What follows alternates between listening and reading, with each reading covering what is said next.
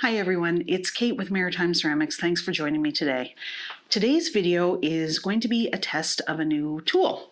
So many of you may have seen my previous videos, including the pottery tools video where I talked about some of my top pottery tools in case you needed some ideas for Christmas. And I talked about the Wattle Daub ribs. Wattle Daub are a company based out of New Brunswick here in Canada, and that's where I live. So I love supporting a local company wherever I can. I've had this particular rib for a couple of years. I love it. It's probably my favorite one. The cat has other opinions. Anyway, so I put these in my pottery tools list, and the people at Wattle Daub reached out to me and they said, thanks so much for featuring our product, which of course I was happy to do because I love it. And they asked if they could send me their spoon rest rib for me to test out and do a review of. So I said yes. They have provided this to me. There's no other compensation involved in this. They just sent me the tool. It is still in the envelope that they sent it to me in. And that is because I honestly cannot imagine what a rib for making spoon rests is or looks like. So I figured we would have the fun of opening it together on video. So let's find out what a spoon rest rib looks like.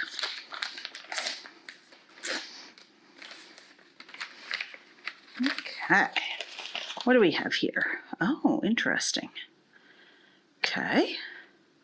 So this appears to be a knife. So it's got the long pointy edge, and then this is flat and it's got a little notch out here. I hope they sent me instructions. Do you hear noise in the background? It's my cat. Spoon rest. Rim and radius. Okay, so what they've done here, I think, is that the radius side is to do this, and then the rim is to tuck up underneath the spoon rest to pull it up. Interesting. And then I feel like this could be used for all sorts of stuff. I love ribs. Depending on what way you turn them, you just get lots of interesting shapes out of them. And there's a little note in here. Let's see. Thank you. Hi, Kate. Thought you might like to take one of our new gallery knives for a spin as well. I'll send you a video showing how I'll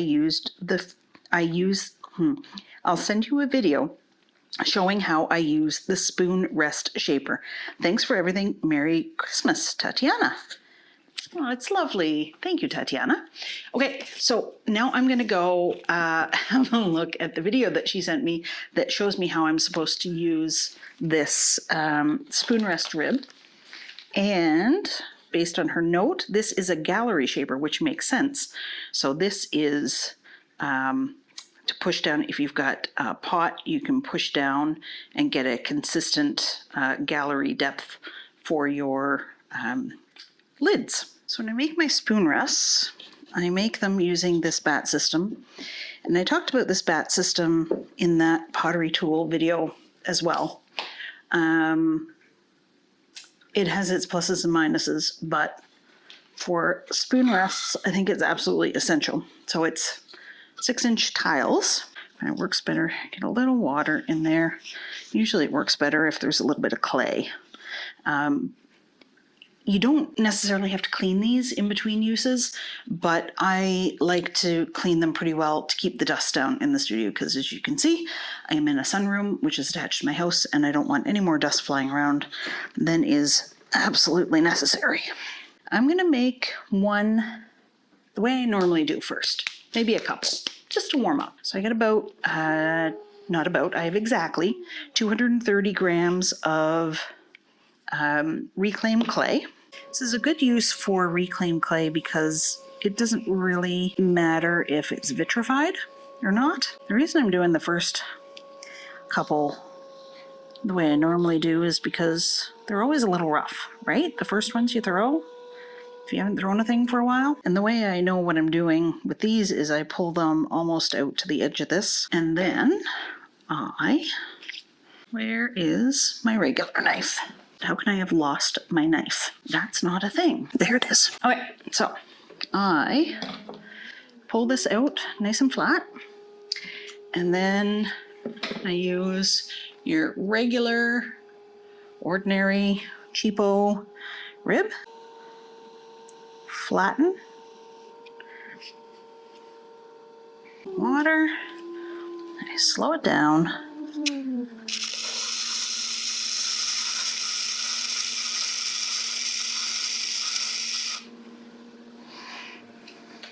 And then I find my chamois and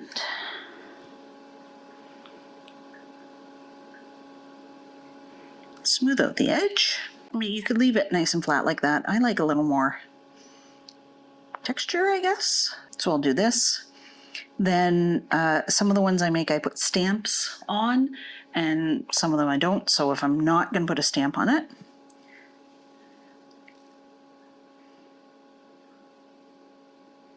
I do a swirl of whatever variety makes me happy.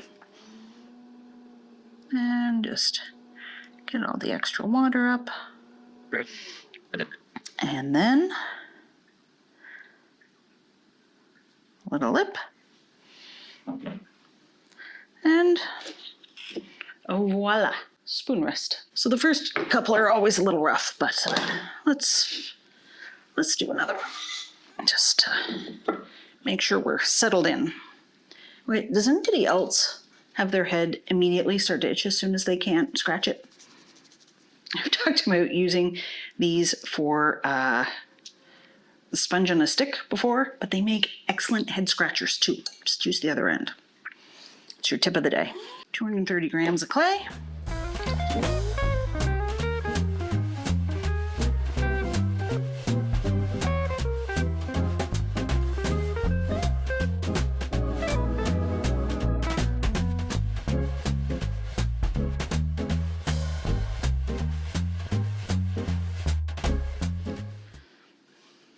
Okay, so that is how we make them normally. Let's try the spin rest strip.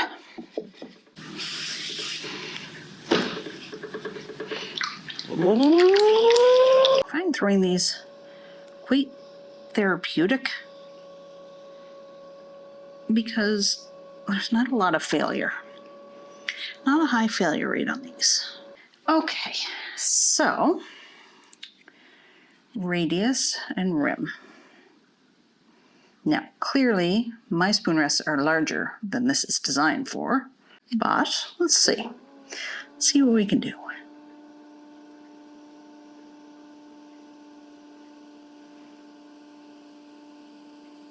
No, that doesn't work. So you know what? I'm going to use this side.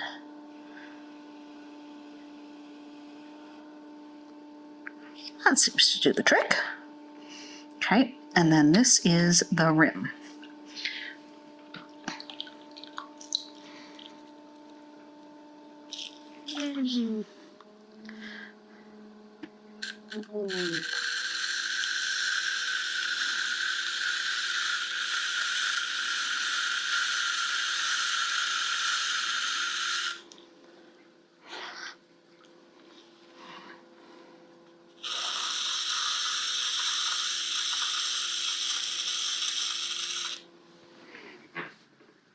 Okay, well that's nice. Now I'm wondering if maybe I'm making my spoon rest too big. But how would you even centerless clay? Like, I can't wrap my head around that. It's hard enough with 230 grams. Right.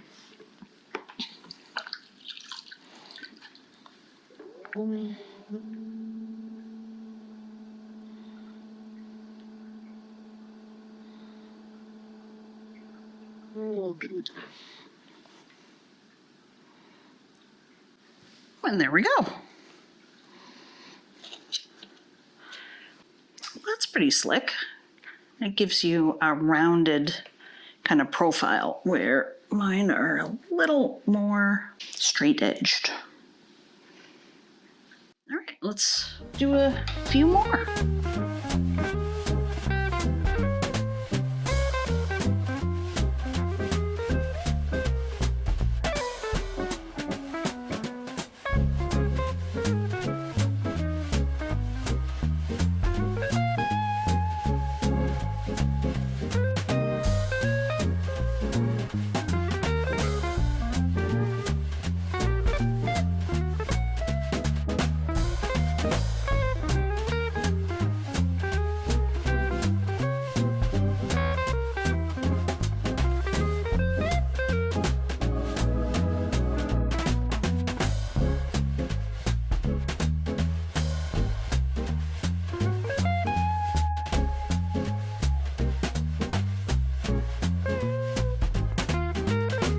That one gunked up a little bit along the bottom. I don't know if you can see that or not, but that's the chunky bits.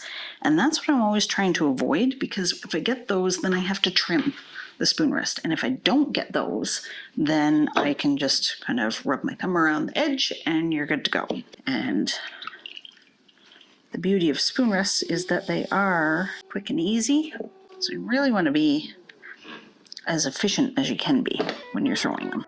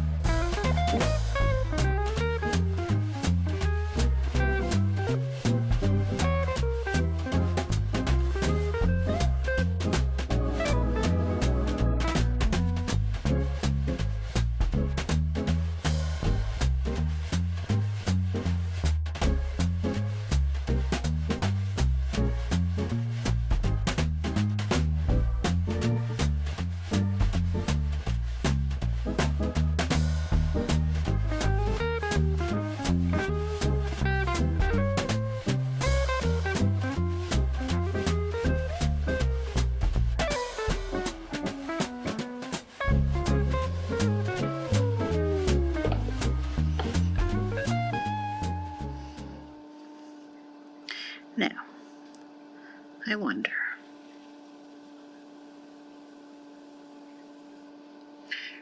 no, if I do that, it's going to leave a little ridge. I'm curious to know how Tatiana uses this. So I am going to see if I can find that video.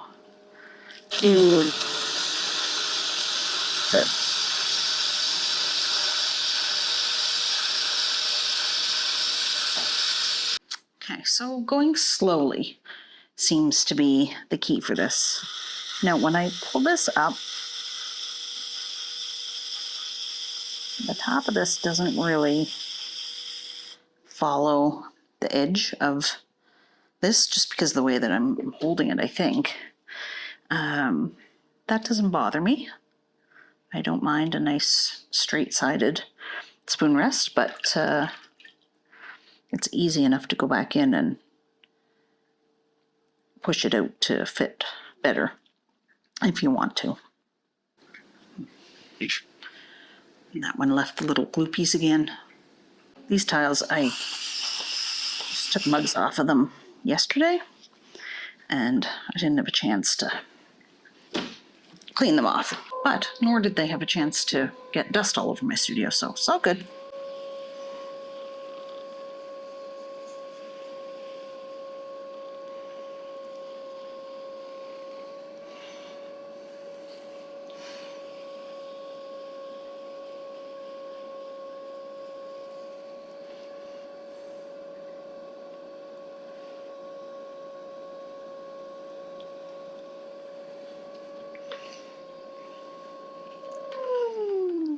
A little short. Actually, you know what? Let's try. Let's try doing this. I'm going to try pushing the rim up first.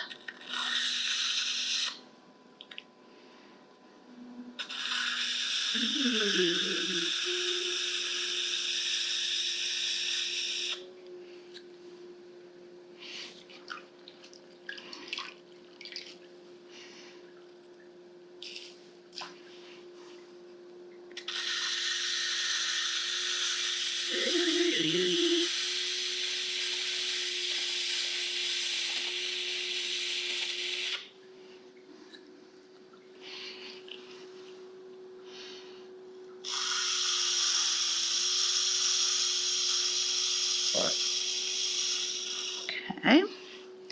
And then this becomes exactly the right size. So maybe we're supposed to do it that way around?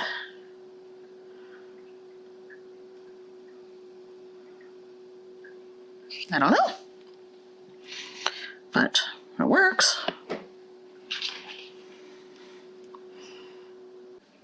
Okay, on this one I'm going to try and talk you through the whole process so that if you have, really should put an elastic in my hair. If you have never made a spoon rest or you're making them and you're struggling with them, I'm going to walk you through this one so that you know how I do it, and maybe that'll work for you. First of all, the bat system is essential, whatever way you do that. You could wire them off, but then you're going to have a lot of trimming and tidying up to do. And really, with something like a spoon rest, you're not going to be able to charge very much for it. So you want that process to be as quick and simple as possible. 230 grams of clay. When I'm making these, I wedge the whole ball up together, and then I pull off and weigh the 230 gram balls. Wedging this much clay is an exercise in frustration. Then you try and put it on your bat in the center. And like I say, when I'm kind of centering this, I'm really, if I feel like it needs it, I'll do a little kind of pushing in with the sides of my hands and then back down with the top of my thumbs. But really, all you need to do, if your clay is soft enough and if it's wedged well enough, is just kind of lean into it, and it'll come into center pretty quickly because it's not much clay. And I do tend to leave my reclaim on the wet side, just because then if it sits for a while, you know, it's still going to be usable, even if it dries out a bit. And then to open it up, I'm just using the flat of my hand. You can kind of see where I use that. And then I kind of keep these fingers here just to make sure things stay in line. And just push down and pull out. Super simple. And then, if you have the Wattle and Daub rib,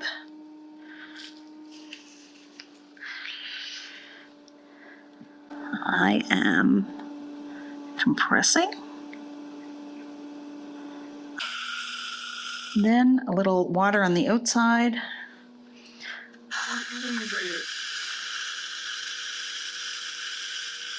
And honestly, the only tricky part for me with spoon rest now is trying to keep the underneath from kind of gunking up. Oh, there's a good tip. So if you ever need to get water down into a place and it's hard to get your sponge there, use a knife or a rib, point it where you want the water to go, and then run the water down your rib. Works like a charm.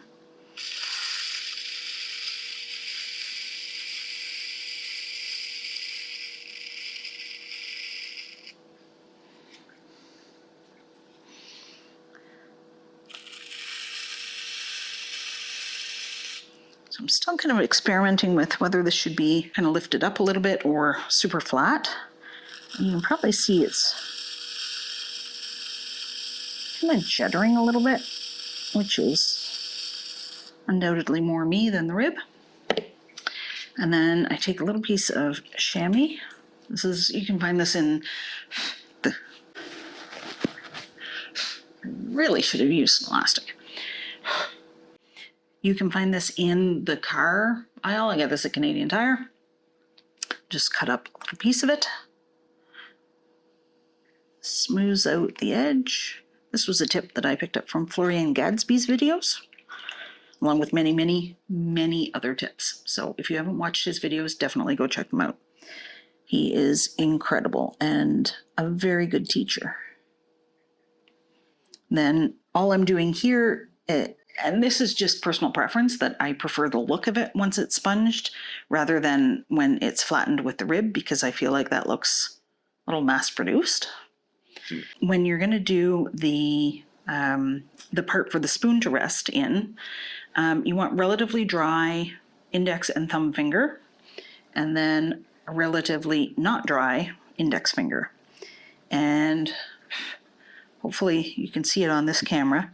So you put one finger on either side of where you want the lip to be, and then this finger comes down and flattens it out. Voila, spoon rest. I gotta do something with this hair. You drive me crazy. Okay, I only got 4 left, but at least my hair is not gonna be in my face for these 4. Okay, so let's do a spoon rest the way I normally do them. I'll walk you through that process because you might not have the Wattle and Daub spoon rest. I don't even know if they're available for the public yet. Again. Okay, try and get it in the center of the bat. Oh my God. Okay, we're just gonna go with it. Just muscle it into the center. This one, of course, is being cranky because I didn't get it anywhere close to the center.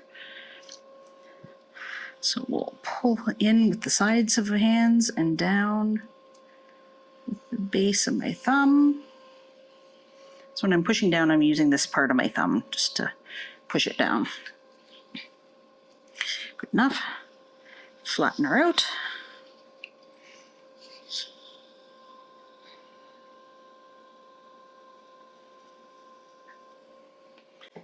So if you're using regular ribs, you want this guy with the long straight edge. I often use this side because this corner just keeps you from, see if you do this, sometimes you get like this kind of thing happening in the center. So if you use this side, that doesn't really happen. And I'm literally just pushing down. I'm just compressing that a little bit further. And then I put a little bit of water around the edge. Take a knife, like so. This is a Wattle and Daub knife. You could probably use any knife. I like this one. And then when I go in underneath, I'm leaving some space. So I'm kind of going in like this instead of having this flat. I mean, for one thing, it does that. But also it just seems to leave a little bit of space for the gloopies to kind of peel off a little bit. Doesn't always work. Why it works sometimes and not others, I don't know. Not a clue.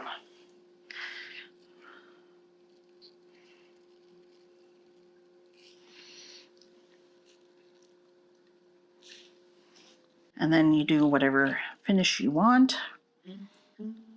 Sponge it off.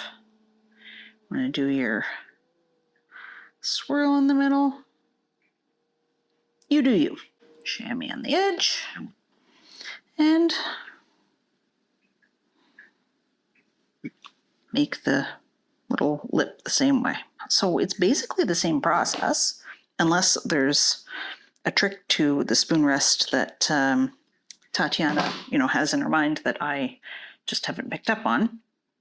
Now, this is a little bit of a dangerous thing with these, where if you put too much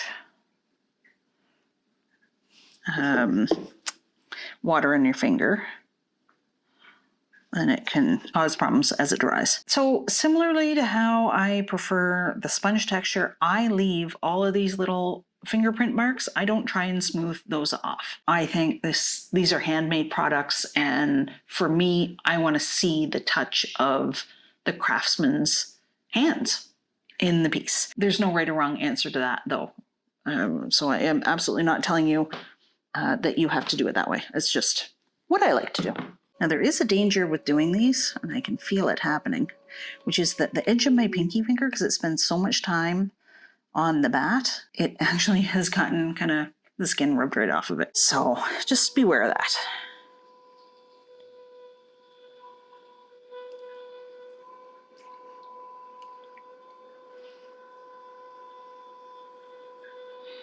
Now, if you get one that is really out of whack, you can take your needle tool and just like trim off the edge of it. This one's a little wonky, so we'll show you what it looks like.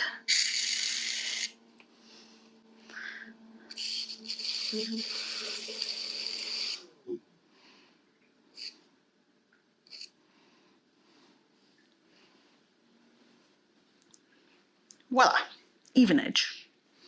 But again, like seriously, don't overthink it. These spoon rests are quite forgiving once you get used to making them. Let's try doing it without the extra water.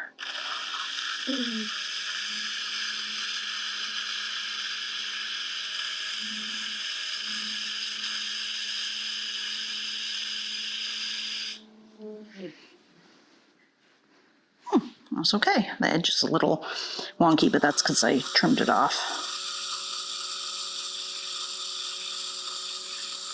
Okay, so I did that without putting extra water, and it has worked really well. That's a nice clean edge there. So much of this is trial and error, you guys. Just because something works for me doesn't mean it's going to work for you, and just because I'm doing it doesn't mean it's the best way to do it. It really is trying different things, even little things like how you hold the knife, to see what works for you.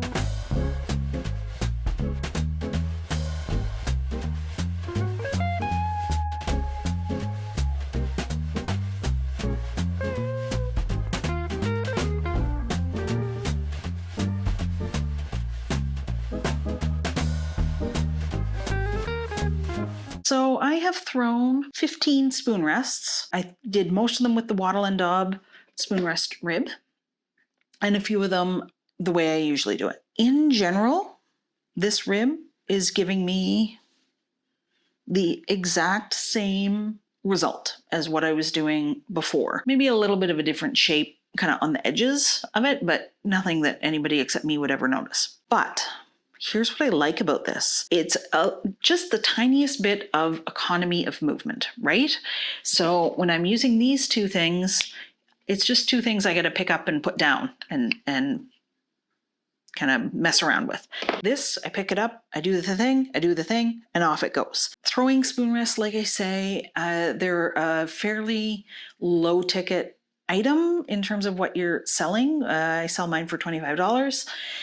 And you really don't want to spend any more time than you need to making them, right? There's something that should be quick and efficient so that you can make money on them. Having just the one rib to use, it definitely speeds the process up just a little bit. It's a really nice rib, as are all of theirs. And I had no issues with it. I am curious to know, because this is labeled the radius, so I am kind of curious to know what Tatiana's video shows her doing. So I am going to find that out. And if it's anything different, I will add it to the end of this video. And if it isn't any different, then there will be nothing after the end of this video. And you can assume that I was super brilliant and totally figured out exactly how to use this properly. Maybe we should just assume that anyway. No.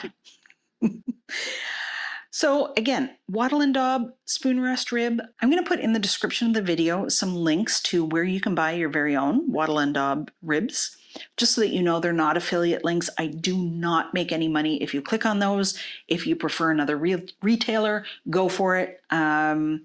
It's just there to help you out and make life easier. And thanks to Tatiana for sending me this rib. I will absolutely be using it for my spoon rests. Thanks for watching, everyone. Happy potting. Oh. I think I forgot something.